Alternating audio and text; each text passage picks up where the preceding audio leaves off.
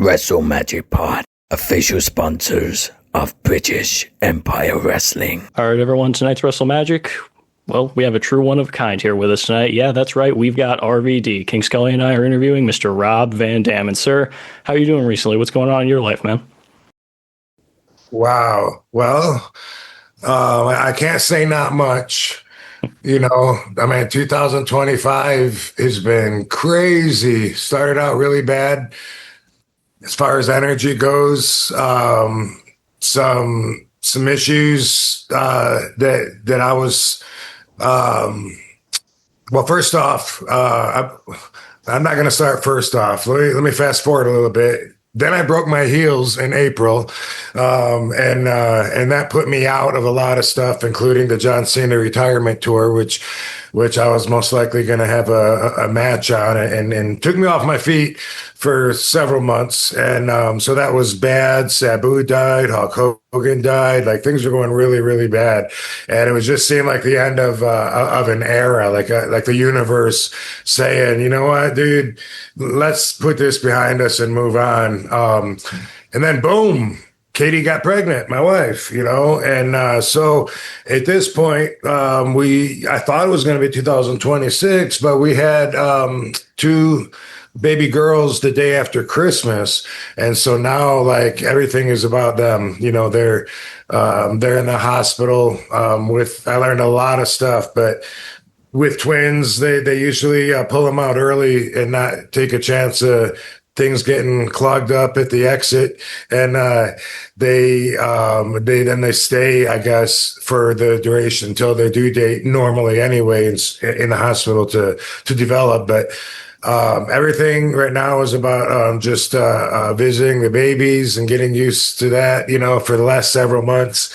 Getting the house ready and getting life ready. And I thought Katie and I were going to do it together. At the beginning of December, she went to the hospital, not feeling well, and they kept her. So I've been by myself, except for then her family came, so lots of big changes here on the personal side. And that's mostly what's been going on. Yeah. Oh, hey, man, well, that's huge. Yeah. I mean, congratulations on becoming a dad. That's awesome, man. And is Katie doing all right in the hospital and the kids? Yeah, no. So Katie came home this week, and so she's great. She's over the moon happy. She's always wanted to be a mom, and so she's just elated, like I hoped that she would be. We both are. Everything's really cool. I couldn't have predicted what it was going to feel like, because I never had those fantasies of being a dad and raising a family and stuff. It wasn't something that I thought about a lot. So I'm taking it as it goes. And these little babies with these tiny little faces, looking at me, they're so cute. And there is definitely a natural, perception and a perspective that, wow, they count on me so much, these are mine. So it's really cool. That's really cool. On the professional level, mostly just been doing signings, December, not so much. It's going to pick up again. Matter of fact, next weekend, I'm in Tampa, Florida. I don't even know where to tell you, though. I'm still waiting on a poster, so I know that one's starting to. Yeah, let's just leave it at that, and then. But anyway, besides signing and stuff, I haven't been wrestling because I got because of my feet. I do have a match next month in Australia, but I don't feel very confident that I'm going to be healed enough to do it. I don't know. And I keep the promoter apprised of my updates. He's a good friend of mine. So I tell him, hey, just so you know, like, I'm not ready yet. And and it turns out when you break your heels, it's very circumstantial because a lot of times they shatter into a bunch of little bones, and then you got to get a screen put on it to hold it together and all this hardware. I didn't do any of that. I didn't have surgery. But it wasn't it wasn't a 3-month or a 6-month injury, so it's gonna be probably closer to a year. Maybe I can shave a little bit off of that, but besides that, I just mostly sift through offers that come my way from so many different avenues, which is how you guys got in touch with me. One thing that I am excited about, but it won't be there in the UK, but I have a cannabis brand that will be coming out soon, and that'll be something that I'll be promoting pretty heavily, and it's with a really big, reputable cannabis company here, one of the top 3 actually in the country. I don't know if it's worldwide. But anyway, that's something else. But what's been going on with you guys? Not too much, man. But, it's pretty cool to see how proud you are to become a dad. Just seeing how you light up and how you're talking about these kids and everything. That's really cool. But Scully, what about you, man? What's going on with you? Yeah, congratulations, first of all. As a dad myself, I got 3. One is 13, and she can be troublesome. She even puts me in chokeholds now. So, and then I got another one. My daughter, she's 11, and then my little boy, I call him little, but he's 10, but he is little because he follows me. Bit of a midget like me, but they're cute when they're babies, obviously, and then when they get toddlers, that's when their personalities start coming out, and then I think they get more gobby as they get older. So just to warn you. They don't do much now so far. No. Are they I was going to ask, are they identical twins? They're not. They're fraternal. Yeah. Oh, okay, yeah. Okay. And yeah, we've just been on a family holiday to Blackpool because last year, New Year's, we got married. So we went back there just to celebrate where we got married. So yeah, that's what I've been doing. Very cool. Yeah, congratulations on the anniversary. Thank you very much. Yeah. So I know a lot of people do it in a different order. They want to, first off, a lot of people want a partner so bad they just try to make it work with somebody that might not be the best partner. And then they want kids so bad that sometimes, they have kids with the wrong person and they just try to make it work. And, there's a lot of single parents, of course, because divorce is pretty popular. But I'm pretty glad that we did it the exact opposite way. Like I said, it was never something that I wanted. And in fact, when Katie and I first started dating, that was a point of contention because I was pretty set against it. Like, I don't have any parental drive in me. I enjoyed having a selfish life and, having it all about me. This is great. Why would I want to mess that up? But then the longer we were together, and we've been together now like 9 years, I guess. So yeah, coming up on, and the longer I was with her, the more I realized not only did she really, really need to have kids in her life, but she's so happy around them. She's the best aunt in the world that I've ever seen. And all of her nieces and nephews, when their family get-togethers, she's down on the floor playing with the kids instead of sitting at the adult tables, and she's so happy to do that. The kids don't know if she's a kid or an adult. They asked her one time, "Are you a kid?" And they always cry and don't want her to leave and try and hold her there after the family days are over. And so I was hoping that, she would be so happy and so elated all the time. And she is. She's been glowing since she got pregnant. And now when she's not holding the babies, she's missing them. And that's a payoff for me. Heck yeah, man. That's awesome. I'm glad to see that you've embraced the family life. And maybe it wasn't part of your first plan, but hey, life led you to this one, and you seem very happy with it. And I'm glad to see that you're happy, that she's happy, and you guys are just having a family together. This is awesome. Yeah. Yeah, and by the way, I'm a great doggy dad. I love our dogs so much. I miss them when I'm on the road traveling and stuff. And so I'm sure it'll be like I'm sure that'll carry over, to the and already, it's awesome seeing the little kids, but so far the dogs do more than the kids. They just kind of cry or make little faces so far. They'll get there in due time, my friend. But so on with the interview. So starting off, Scully, would you like to start off with the first couple of questions? I mean, you were the one that came up with some of them when we were starting to get more talent on the show and everything. Yeah, so the first question is, obviously I knew that growing up you did martial arts and kickboxing. How was that for you? Like, because you've transferred it into your wrestling career, which means you've got like loads of styles, which obviously, or you've always been a fan favorite, let's be honest. Even when you was the heel, the fans cheered for you as well because what you did in the ring. Yeah, so I was all about that as a kid. I was an action junkie. I grew up when the action movies were what were selling tickets at the box office. We all went to the movie theaters to see the next Jean-Claude Van Damme movie or Steven Seagal. Also on the bigger scale, even Sylvester Stallone, Arnold Schwarzenegger.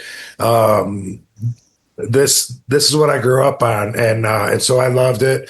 And I used to watch. It was called Chop Socky Theater, I think, on Saturday nights, and it was dubbed martial arts movies from the Middle East or the East. I'm sorry. Anyway, I would imitate those moves before I ever had any training. I taught myself to like run up a tree and do a backflip, and I learned on a diving board and on a trampoline, and then figured if I could do a backflip and land on my feet, why not do it off the roof of my house? And so I was crazy and just doing.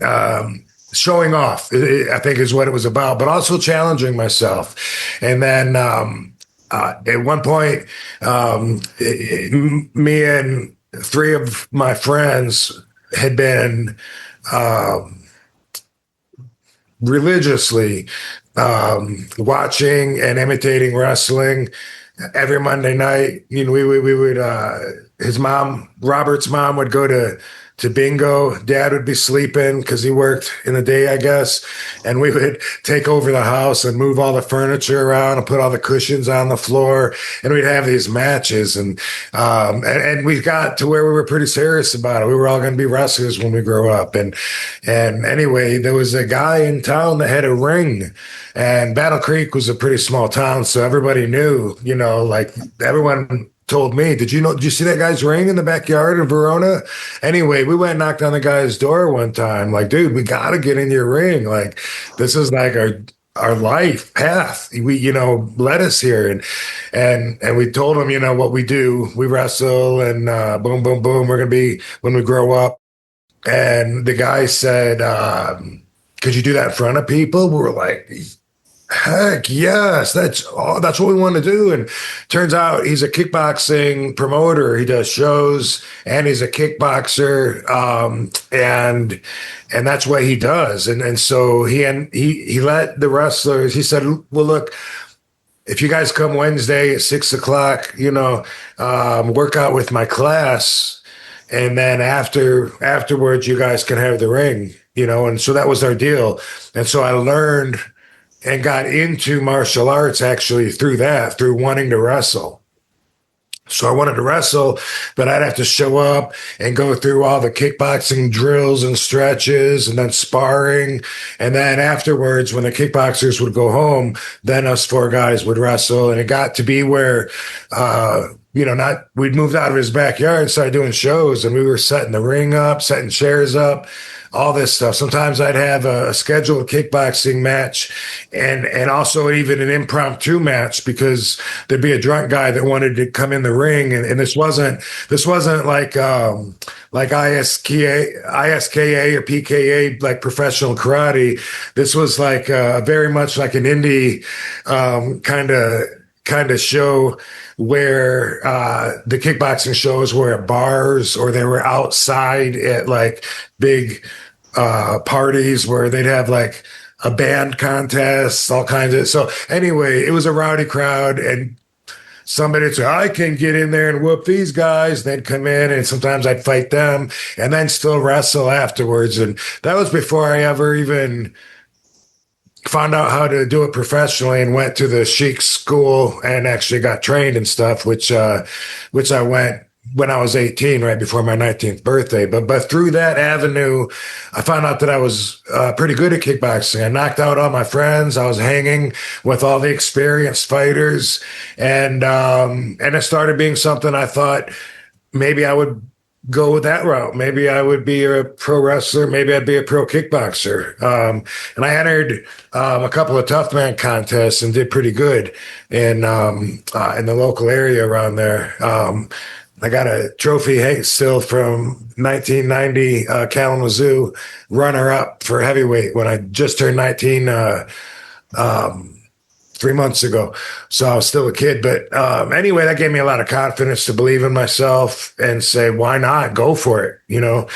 Wrestling took off for me, obviously. But through the kickboxing, while I was doing that, then I started going to all the dojos and trying to absorb what I could. And there was 3 dojos there, so they taught different arts. And then when I went on the road, same thing. The most time that I spent in one art would have been Kaju Kenbo when I lived in Savannah, Georgia. Sifu Kitani was the instructor, and I always had a friendly deal where they let me come in and work out with the class and stuff, because they needed extra people there. And anyway, that was also probably one of my favorite arts. But I always, for me, it was always the sport of kickboxing. So we get in the ring. It doesn't matter if you're a black belt and I'm a yellow belt, whatever. It doesn't matter how old you are. Let's get up there and see what really happens. And that was what I did most of. And then, like I said, wrestling started taking off, and eventually there was no looking back. That's pretty awesome, man. How old do you think you were when you knocked on that guy's door and everything? Probably, I don't think we were driving yet, but we were around that age. So you start driving, here at 16 and maybe 15, 16. I remember skipping school to drive the ring to Pepper's, this nightclub in Kalamazoo, where there was going to be a show. And we drove at that time, but my friends had driver's licenses before me, so I was probably around that age, maybe 14, but I think somewhere in there. Okay, so started off training more in martial arts pretty young, but you guys were still wrestling around, having some fun with it, and you decided this was your path after it started to really take off. So you started training under the Sheik. How was that experience for you? It was awesome. I'm so glad that I have the path that I did go through, because I just am really appreciative for the way that he trained me. Like when I watch wrestling, I see so much lacking that they don't know. They didn't have the Sheik tell them. And a lot of it has to do with the state of mind that you're in, and it's so different now, the whole agenda is different now. When I got in, the number one rule was always protect the business. And that's not even a concern anymore, not even a thought for most people. But it's not just talking about it. I mean, that's in in the match. You know, it's in setting up spots. It's in not doing stuff if it exposes. It's in believing the moment and actually being able to portray that. And if you're in the right mindset, then the way you move, all your choices that you make are going to be from that perspective. And that's what I see missing. And I'm so glad the original Sheik and Sabu trained me the right way. And you know, not to say that I'm perfect, but it's like watching, like I put it, someone that they don't know now. It's more about following the plans that they had, and that's all it's about. You know, forget people are watching you and see through everything that you're doing, because they don't even have that in mind now, you know. But the Sheik was very stiff. He was very, very old school. He taught me to believe in it. And he never, by the way, ever said anything to make me not believe it. Like, you would think when you go to a wrestling school, you would think that maybe and this was, I wouldn't even call it I call it a school, but it was really very intimate. It wasn't like there was a bunch of students. There was me, two of my best friends, and then Sabu and one other guy, and that was it. You know, a lot of times not all of us would even be there, but once in a while another guy would come in, and then we'd never see him again, or he'd come back 6 months later for one workout, because we beat the shit out of each other. That's what we were doing. And you would think that and now it's probably different, but you would imagine that you would get trained to fall right so that you don't get hurt, to punch somebody so that you don't break their face. None of that in my schooling whatsoever. It was quite the opposite. The only thing Sheik ever said was that I looked like that I needed to stiffen it up. Let me rephrase it, you know, anything like that. Like, all he would say is like, grab each other harder and pull them in there, you know, and squeeze them. You're not going to hurt them. You guys are wrestlers. Grab each other. And so through the whole training, there was never any mention from the Sheik about, land like this to distribute your weight. It was just experience that taught me. You know, one time 3 years later, when I was in Japan, Dory Funk Jr. was telling me, you know, when it was either when I bump or when I body slam someone, but he was saying that I was doing it wrong, in that I needed to land flatter or make them land flatter, whatever it was. He was like, it's nothing, you know, it's not something, it's just something you work towards. Just think about it when you're out there. And then naturally, you know, you'll start doing it. And, you know, I don't know if I did, but that always made sense with everything after that, you know, what Dory said. And, you know, Dory's a good friend of mine. And of course, you know, his information is also invaluable. I love older people, and I love what they carry, which is experience, a lifetime of wisdom in all kinds of different fields, you know. And I think that having respect for that is something with the newer culture that's not quite as prevalent, you know, it doesn't exist as much. Even like with AEW, when I was there, this was like 5 years ago, but they were, some of the old timers that were there, Arn Anderson, whoever, they were saying that none of the young guys ever asked them for information or picked their brains. And I can't say I had the same experience though. When I was there, they seemed to look up to me like I looked up to those guys, right? Those old school guys, for me, maybe there's too much space there for the young guys. They grew up watching me, so they wanted me to watch their match and give them advice and stuff. So I can't say from firsthand experience that I had that, but I do think overall that they go their own way, because some of the stuff that we've been complaining about, they just don't change. And so they're not going to, you know, like I hate when 15 people stand outside the ring ready to catch somebody and they just stand there looking at them. Like, why would you ever do that? It's almost like they're taking a break from the match, you know, like they're like, I'm clocking out, I'm on break. And you stop working, you know, like me and Sabu used to, we'd be punching each other, you know, grabbing each other, you know, until the very last second. Like, that's something that, like, is prevalent throughout the whole match. Not that you guys are wrestlers, but if I am going to move out of the way, if you throw me in the corner and you're coming at me and I'm going to move out of the way, I want you to wonder if I'm going to get out in time. You know what I mean? I wait till the very last second and I grab that rope and I boom, and I pull myself out. And that's exciting to watch. You make people, it's a misdirection. People think one thing is going to happen and then something else happens. And they don't do that anymore. Now they just move and the guy's halfway across the ring.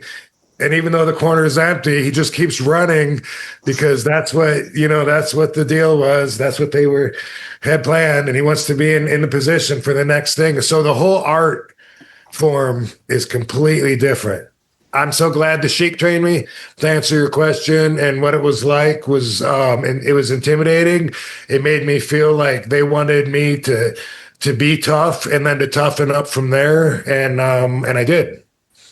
That makes sense. It seems like you wanted to instill a little bit of, if you believe in the art form just as much as the audience do, they will draw into it even more. Because if you seem like it's real to you, they're going to feel like it's more real. And if you make it real to you, then yeah, the audience has no choice but to believe what's going on if you make it believable enough. So yeah, I can totally see what he was doing. The Sheik seemed very wise, and I can see what you're saying about a lot of the elders in the business. They have a lot of wisdom that maybe some of these younger guys don't really understand. They need to just walk up and ask, which yeah, maybe with you, they probably watch you, so they want to ask you more. But maybe with these guys like Arn Anderson and them, maybe they're a little bit older, and maybe these guys don't really recognize them as much as legends as they should be considered. But still, I can see what you're saying, and it makes a lot of sense. Just that some people need to step in and just say, "Hey, can you watch my match and critique me?" Even little things like that can definitely help out. But yeah, I appreciate everything that you just said. That was so much. But Scully, do you want to take over the next question, man?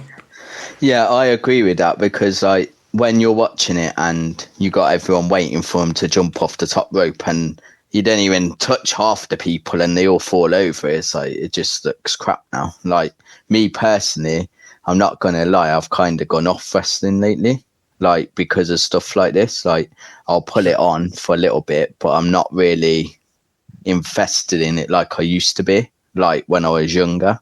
Yeah. And it's a shame really, but I still try and watch it, but I'm not going to lie, it's hard to... Same. Yeah, if you get what I mean. Yeah, so my question next was, so you were a young lad, and you're speaking about legends, Ted DiBiase. You know where I'm going to go with this. And you were invited in the ring for $100 to kiss his feet.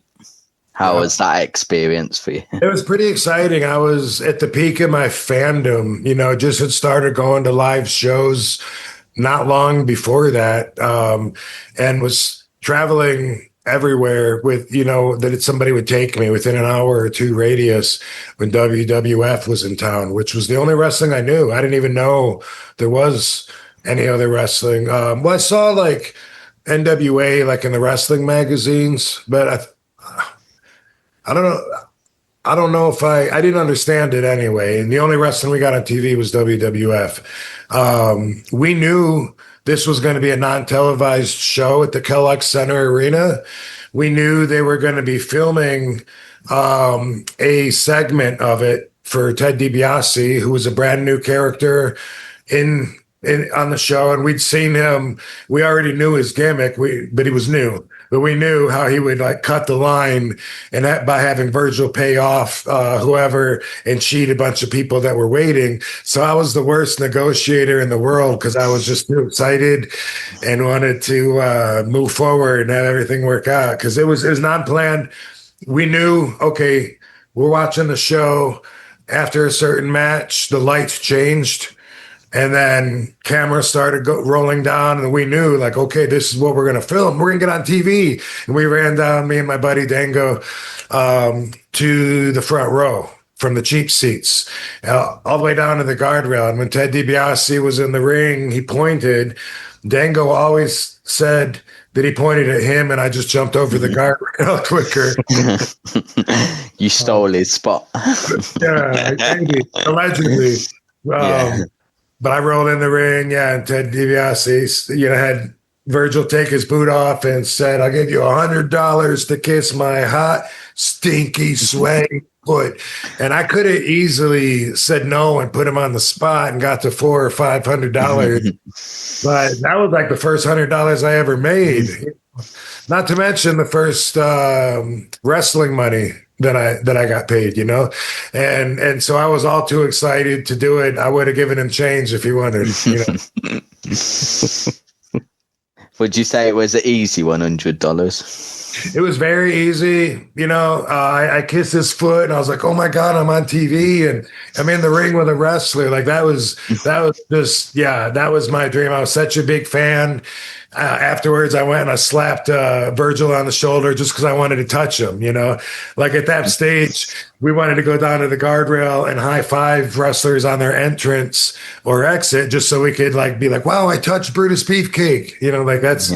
That's how infatuated we were with wrestling. And man, I got to get in a WWE ring on TV.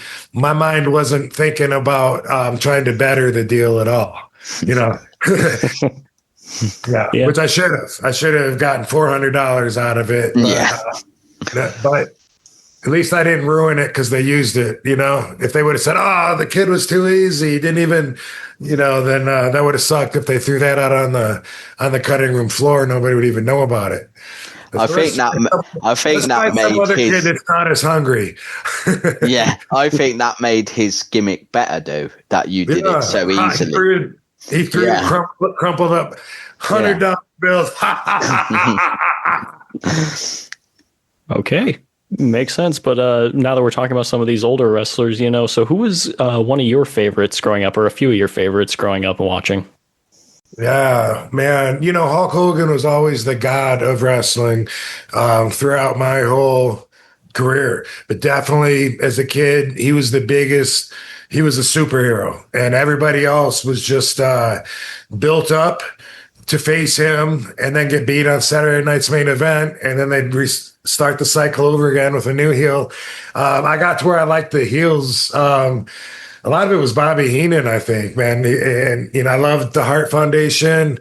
Leaping Lanny Poffo was a longtime favorite of mine, which I'm probably the only one that's ever told him that, because he wasn't showcased as a big superstar. For a little while, he had a gimmick where he was the genius. I liked him before that, when he was just a babyface jobber.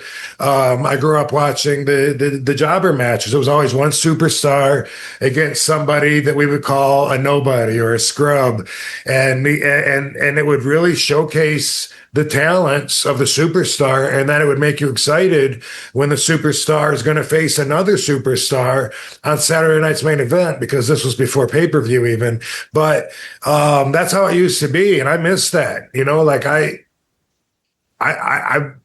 I wish that, it hadn't had to change from that. But during the Monday Night Wars, every single match has to be like superstar versus superstar. It has to be like a main event quality. And then you got to figure out, you got to put the brakes on someone's push to help someone else. And you got to be political. And anyway, Leaping Lanny would get beat all the time, but as a fan, I always believed in him. I always thought, man, this is going to be his night tonight. And I just was mesmerized by what he put into it, because he thought outside of the box, and he would do flying head scissors, like a moonsault off the second rope. Nobody was doing stuff like that back then. And I just thought that was so cool. And it opened up my mind to want to be different. Yeah, definitely, man. And you have a very unique style. So obviously the martial arts background and training with the Sheik definitely helped develop that. Do you feel like your personality as well just fit into the style that you do perfectly, or was that something you kind of had to engineer yourself into? No, I think that my personality is, it's all slices of the same pie. You know what I mean? And that's part of, I think, what holds me together. Part of what people notice about me is, from what I read, what I hear other people say about me, a lot of times it's about my laid back attitude. And when I noticed that, like, which was probably around ECW, probably I heard it around that, and then even more so in WWE, we get opinions of ourselves mostly from hearing other people. You can be the most beautiful girl. If everyone tells you you're ugly, you're going to believe it, because why would you not? This must be what ugly is. That's what you would think. And I just started really grasping everyone looked at me as being different, being one of a kind, being unorthodox, marching to my own drum. And the more that I heard that, the more I owned it, and the more I really opened up and became more of myself, and celebrated being a nonconformist. And part of that is my stoic personality, I think, because although I'm an entertainer, I'm not the guy trying to have all the attention in the room when I'm not working. I'm the opposite. I'm quiet. I'm not even, I don't even like talking that much. I don't like, I don't feel the need to have everybody stare at me. I don't want to drive a fancy car where everyone's going to stare at me. I get enough people pointing that recognize me everywhere. And that's actually what it is. I'm fulfilled. So I don't need that. But even as my natural default, like my mom and my family says I was always quiet, non-dramatic. They said I didn't laugh a lot. And now, through all of my meditation and years of studying ways of Zen, it's become my priority. And so now it's also a conscious effort to not feel obligated to laugh. Are you ever around somebody that laughs at everything that they say, and it pulls the energy out of you? It's like so annoying. And I know certain people like that. I just avoid them. I tell them, and then they don't notice. So after a while, I don't feel obligated. I just, even like my relationship with my sister's like that, because everything she'll say, she'll be like, "Oh, I thought you were going to say you're waiting on Katie." And I'll react like this, and after a while, I'm like, they're just going to get used to it. If it doesn't inspire me to, then it's acting. If you look at it right, you're actually becoming an actor. Everyone becomes an actor because they feel obligated to I almost want to say compete, but to participate in this socializing, whereas an inner focused person, not so much. What's the word I'm looking for? Like a person that's more inner and quiet instead of out. The word's going to hit me, and I'm going to pop it up. Out, like introvert or extrovert? Introvert. Thank you. Yeah. Thank you. Yeah. Anyway, period. I got to let my dog in. Oh. No problem. Take your time, man. Oh, that's cute dog. God. Let me be. All right, this is Barbie's. Oh, he's Colin. She's joining us. Barbie's joining us for a little bit. One of my 4 kids I have now. Nothing wrong with that. It's adorable. Nice. But yeah, so I kind of see what you're saying, because I mean, there's a lot of times people will laugh along, or when their boss comes around, they put on a different kind of face completely when their boss is there, because they don't want to upset them or anything like that, or they want to make them think, oh yeah, everything's great here, I have no complaints. And then as soon as their bag is turned, God, they're so annoying. It's like, I kind of see what you're saying here, because people do become actors and we don't realize it as often as we should. And yeah, now that I'm thinking about it, most people do that, and we don't even think about it for a second. But I think that's one thing. Personally, I believe that makes me different. I study myself a lot inward, and in order to do that, you have to study other people and compare, and say, wow, that person, that's inspiring. I want to be more like that person. Well, that person, whoa, that's just watching that person as a reminder to not ever be like that person. It takes a lot of that, without, I mean, you do got to judge because you got to look inward and see what your opinion is, feel your own vibration and how you vibrate to different things. And you use that to help guide, you think about what kind of person do I want to be? What do I want to be able to offer to people? And maybe you don't care, it's easy for people to say, I don't care what anybody thinks. Okay. But what about what you think about yourself? What about like, what would you really like to be able to offer people? One of those things for me, I want people to be able to trust me. So honesty is extremely important to me. So because of that, I don't lie. And like people that hear that are some of them are not going to believe that. They're going to say, oh, when someone tells you that they're not lying, they're lying right then. But the truth is there's no reason to. And I have such a respect for history that I want it remembered and recorded right. I want everyone to know exactly the way everything is happening and stuff. And so there's never really a reason. And so I'm with my favorite person that I ever met, Katie Forbes. So we're both very happy. A lot of people aren't married to their favorite person that they ever met. I'm very happy that that's true. And one of the things that really drew me to her was she believed me right away when I said, I'm not going to lie. And for better or worse, my evil ex, she used to hate that I was so honest. I would talk about things like, I don't want to hear that. And I'm like, well, I'm just saying, I want you to know. So that's one of the values. I do this thing. I consider my own perspective on life unique to me, and I call that RVDology.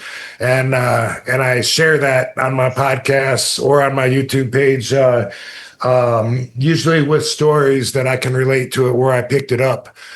If you look at my YouTube page, they're all stories. If you look up RVDology, they're all stories that no one's ever heard of, like things that happen in the business that no one even knows about. But that's part of what I enjoy about living longer. A lot of my friends didn't get to do that, but the longer I'm alive, the more I realize I have a bigger picture, and you never can have the whole picture, and you don't realize it because you have what you have at that time. But later on, you're going to realize now you even see so much more than you did back then.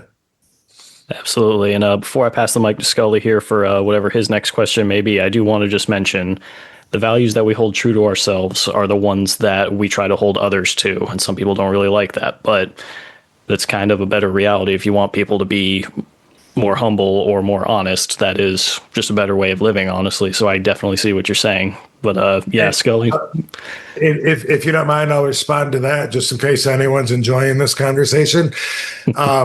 So when I say to that, this is my number one value. Everyone's got their own values. So I don't expect anybody else to have my values. I don't hold them to my standards that I have for myself, but I do judge them, form an opinion off of how different they are. And that may dictate whether I want to spend time with them or not, but that's the one thing that I think causes every conflict ever is a lack of understanding that you just have different values. I mean, if your favorite color is purple, how stupid am I to argue with you and say purple is not the coolest color? You're crazy, man. It's your opinion, but that's how stupid. Dude, you think she's hot, bro? Like, if you think about it, conflicts of opinion are such a waste of time, and you can settle it all by just saying, "Oh, well, you got your values." And I have my values. Maybe they match up good, maybe they don't. But either way, that's definitely true. I like this conversation a lot. But Scully, go for it, man. No, I like it as well. I'm just listening to it, and like your personality, obviously you're a chill guy. I knew that when you come on, it was going to be cool. You're going to be laid back. But what would you say does make you laugh, though? What kind of thing makes you laugh out loud, if you get what I mean? Because obviously everyone's different and everyone. Yeah. I mean, I think I laugh at funny things, you know. Sometimes it's funny to just watch somebody stub their toe. You know what I mean? Yeah. You know what I mean? But it's just genuine laughter. I'm laughing right now with this conversation, but here's something I noticed a long time ago. Sometimes I do stand-up comedy, right? And I think of like the whole set, and I go, and this is on my YouTube page too, at The Real RVD. Easy, you know, to find it. But one thing I talk about when I'm up there is like you watch other comedians, they have a set, which is cool. If you have a set and you want to work on it and say the same thing time after time after time, that's cool. Just like you could have the same match night after night after night if you want to, and if you're with the same guy. But for me, I don't do it that often, so I like to always think of something new when I'm up there. But one thing I noticed when I started studying these guys, the ones that'll laugh at their jokes, they're laughing at the same jokes every single night, and it's part of their delivery. And so then you start looking at it like, well, he's acting. I mean, he can't actually really be laughing at his own jokes. He knows they're coming, right? Like he knows what's coming. And then when he says that, he's like, what? I mean, how long are we supposed to wait there? Right? And then I start looking at it like, well, that's phony. And it's cool if that's your art style, you know? But for me, you know, and sometimes we all do that. Sometimes you laugh to be generous or just to let somebody know that you're vibing and like, wow, that could have been bad, huh? Whatever. Sometimes it is just part of your delivery, but when you think about it, it's pushed and forced a lot. And so I don't tend to do that as much because I'm more dry, but I like stand-up comedy. I like funny things, but if there's a group of people, have you guys watched the I don't know if you get it's Impractical Jokers, I think it's called. Yep, definitely watched it a few times. I used to like that show, but after a while, I'm like, these guys are having way too much fun for being with each other all the time. And it crossed the line where it was obviously theatrical. You know what I mean? Like, oh, no, wait, I got to wear a dress? Oh, no. Oh, and, you know, and it's like, after a while, it got to be where it took away from the genuineness for me. And I mean, I love those guys, not trying to dog them, but I mean, I can't help but study TV and theatrics and entertainment from my perspective. And when I see stuff like that, it's like, that might not really be for me, you know? Interesting. So I can see you really look for genuine things in life, and I can appreciate that for sure. And when you look at Impractical Jokers, that's a good example because looking at, I'd say like the first season, all right, it's kind of genuine at that point because, okay, you know, this seems like it's the first time for us anyways, as the viewer. You don't really know what else is going on. And then eventually you would expect it to die off a little bit, you know? They've already been through so much together. It's like, all right, that's what I have to do tonight. All right, give me the dress. Let's go. You know, you would expect it to be just over with at that point. So I definitely see what you mean. And it makes a lot of sense. You really look for things to be genuine, or maybe if that is the art form, that is what it is. But I like that you really look for things to be authentic in a way. I guess that's the word that I'm really looking for. Now, it just stands out to me, you know, so I don't know if it's so much looking for or if it just, you know, if it's just what stands out to me, you know. Interesting. I like that, though. But we are getting a little bit closer to the end here, so we are going to ask a few of our typical close to the end shows here, and a couple that are actually written by some guests that weren't here today. So somebody in Louisville, Kentucky, Mr. Jordan Wilson, who works with my uncle, the gardener. Now, he had mentioned he wanted to ask you, so if you could have a tag team title run with anybody throughout history at any point, who would you want to choose as your partner? Sabu, no question about it. Absolutely. Yep. Sabu's my favorite guy to be in the ring with, whether I'm wrestling him or when I tag with him. And when I tag with him, probably even more fun because then I'm able to really tap into that brotherhood that we had. You know what I mean? He was my best friend. He was my brother. I've known him longer than anybody in the business, you know, except the Sheik. I met them both together in December of '89. That's how long ago. And we've always had each other's backs in and out of the ring. in situations and matches, and I was always proud of that relationship. So that for sure would be the situation. And if he had to be dead, I'm used to carrying him anyway. But I'd rather have him alive. Fair enough. So, looking more into maybe a little bit lighter hearted, but could be the same direction. So if you were to book a dream match, now it can be anybody from history, it could even be an up and comer. Who would you choose to be your opponent if you're back in your prime one day and you can just choose anybody? Who would you choose? And if you want to throw a gimmick in there, any kind of stipulation, go for it. What would you want to do for a match? The question is who or what or both?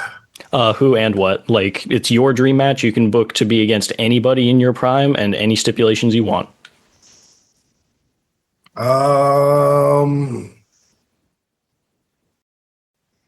like to run that Cena match back. Really? Yep. That match was my crowning moment, literally. But it was the moment of my career, not just because of me winning the world championship, but because I mean, the buildup for that match was my entire career.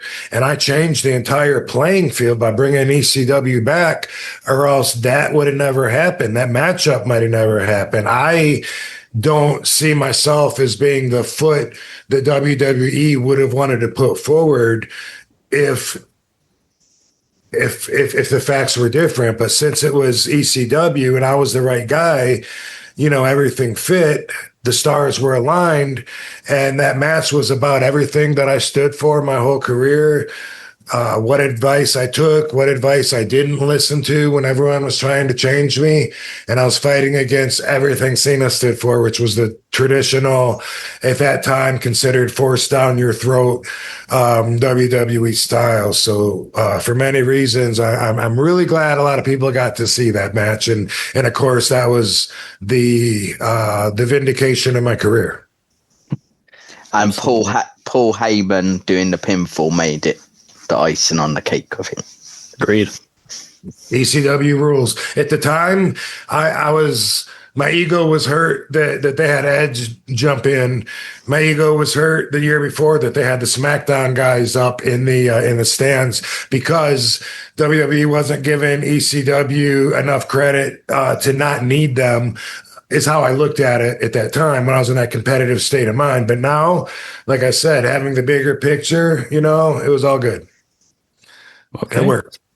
Makes sense. And one thing that I like to try to ask everybody, because everybody seems to have a different answer. If you could go back to your younger self right before, let's say before you knocked on that guy's door and got into his ring and everything, what advice would you give your younger self right before starting out wrestling and everything?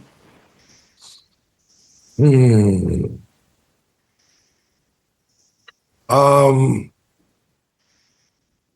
a pretty good question. I think I would, man, it's hard because when I go back there, we didn't even have internet or anything. So like, I'm trying to think of what advice, because what I want to say, I couldn't even do back then. So I think maybe I would have. Maybe I tell I keep on changing my mind and biting my tongue every time I think. I'd have to have a long talk with myself, I guess. But I think what the advice that would be most useful for me would have been to work on my Zen, get a hold of my ego, and believe in myself, but to remember that we're all brothers out there doing our job, doing our best. Okay. Nothing wrong with that. And hey, sometimes we got to work on ourselves in some way. And I'm glad that you've been able to identify what you've worked on and really see how you've grown. That's a really cool thing to see in somebody. I'd say always work on yourself and never stop. As long as you're growing, you'll always look back at a lesser you. If you look back at your past and you don't have any cringing moments, then you're not growing. Would you change anything there? Because I would change that. I would change the perception of. I think I was like so defensive. I was a prima donna. You know what I mean? Like when I first came in to the business, Sabu and Sheik always told me we were better than everybody. And we were on those crappy indie shows, but my whole career, Sabu always said that.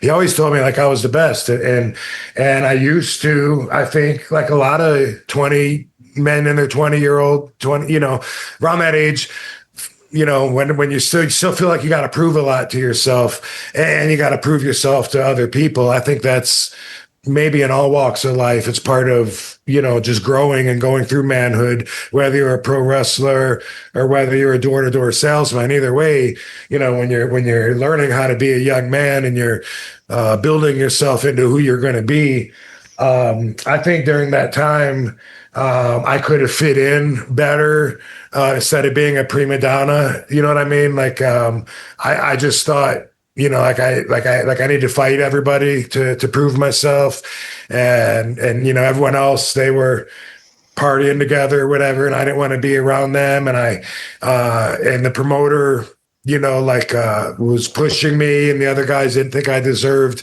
that yet, and just through all of those years and stuff. I don't know that I regret much, but it was when I finally gave in to peer pressure and they were like, hit it, you prima donna. It's not going to kill you.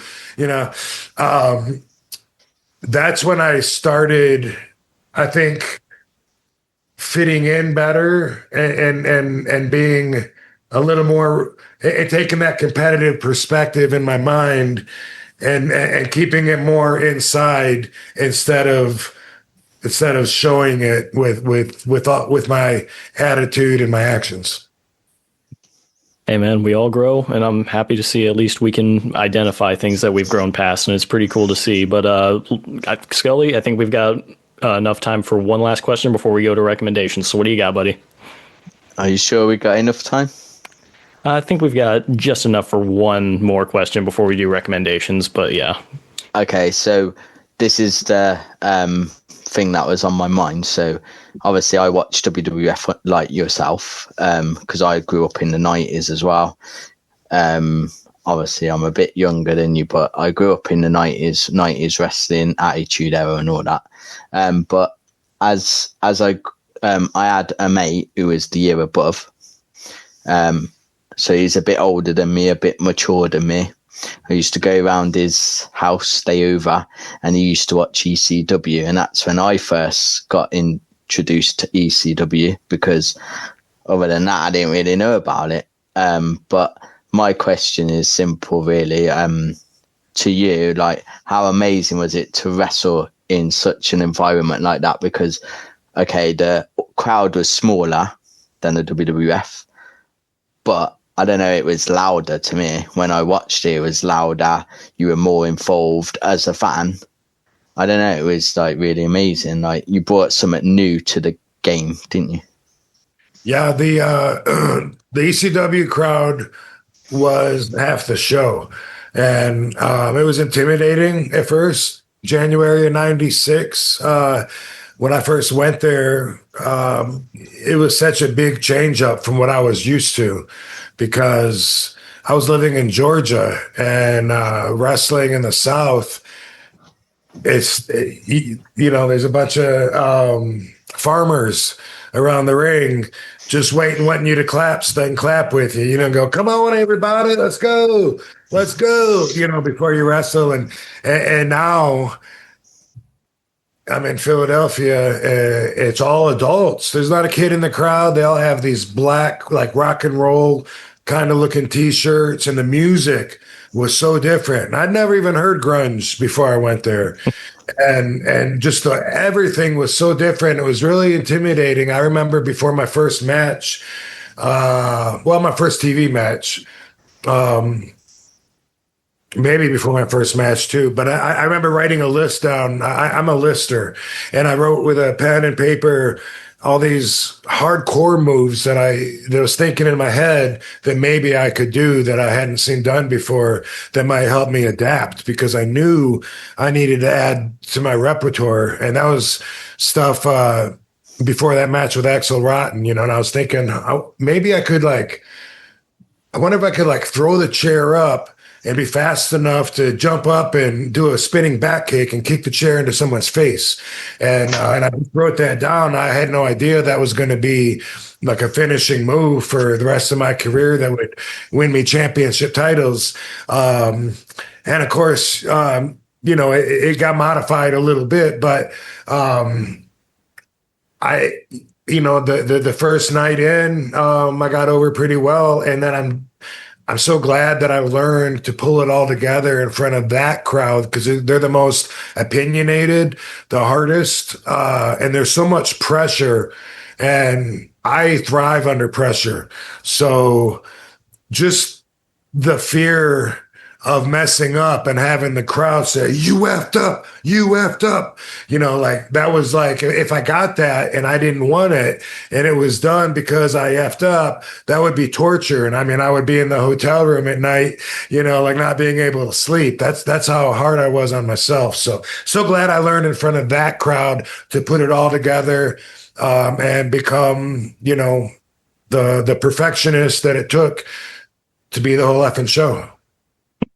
Agreed. It did put some pressure on you, but God, there was somebody that was on from ECW. It was Gary Wolf. He had mentioned, ECW, it was smart marks, and that's kind of what separated the crowd from everybody else that he ever wrestled for. Wrestle Magic. So, want to ask you, sir, as we ask all of our guests, do you have a recommendation for the audience? It can be anything: movies, TV shows, video games. Could be your favorite dog breed. We don't really care. Just anything that you like and you think everybody should try. My recommendation is to learn your rights, and to do that by watching YouTube, looking up First Amendment audits. This is something I spend every day, waking up, drinking my coffee, and warming my brain up, looking for new First Amendment audit videos. But I follow lawyers, and I look at all these police interactions, and our civil rights are something that people don't know. They have no idea. There's so much footage of people filming in public and people coming up saying, "Hey, you don't have my permission to film me. That's a felony." No, it's not. There's no expectation of privacy in public. Cops walk up to people and they just say, "Hey, man, you got some ID?" You don't have to give it to them unless they suspect you of committing a crime. And they have to articulate what the crime is. A hunch or being in a certain place at a certain time, that doesn't validate reasonable articulable suspicion. So I think that my babies are going to know their rights and feel a lot less like a victim being out in society, because I'm not a cop hater, but it's a dishonest job when their agenda is to just look for enough corroborating facts that they can put them together to support their narrative, and they don't care whether it's true or not. And they are allowed to lie to you, and they do. And if you look up First Amendment audits, you'll see you'll see everything that I'm talking about, and a lot more. You'll learn that you actually have a freedom of speech.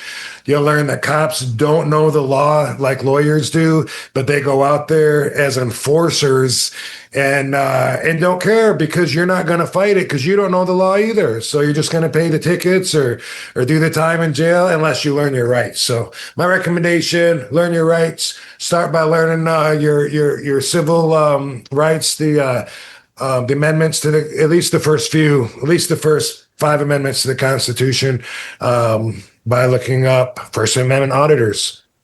Nothing wrong with that. I like that, actually. Thank me later. Will do. But all right, so getting to the end of the show here, do want to ask you, so how can fans reach you before you go, sir? I'm at The Real RVD on social media, pretty much everywhere, so that's where I would look. Sounds good. Scully, do you have any recommendations for the audience, buddy?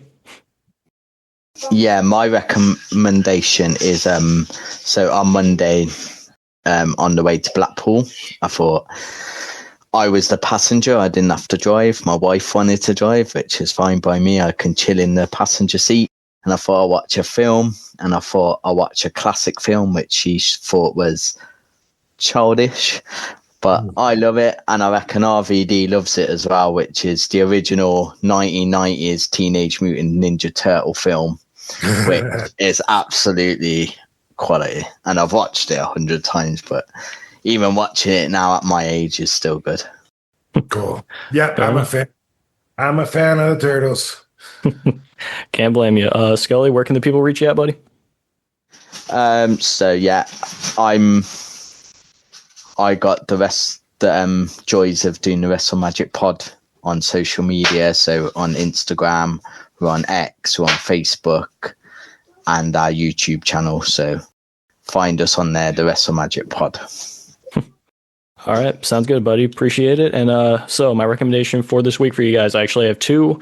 So the first one is going to be a video game that I've recently found called WrestleQuest. It is an RPG, and it's 8-bit, and it's all wrestling based. It's really cool. I do recommend it for anybody. It's kind of a nice little time waster. But aside from that, my last recommendation is going to be to sign the petition for the Jumping Bomb Angels to get into the WWE Hall of Fame. They're trying to make a push. We're trying to help them make it happen, and I think it's definitely worth pushing. They definitely deserved it. So with that, Mr. RVD, thank you so much for being on the show. It has been an honor, and as we always end the show, do something nice for somebody, guys. You never know who needs it out there. And in the words of my old buddy, Memphis Mark, we're out of here.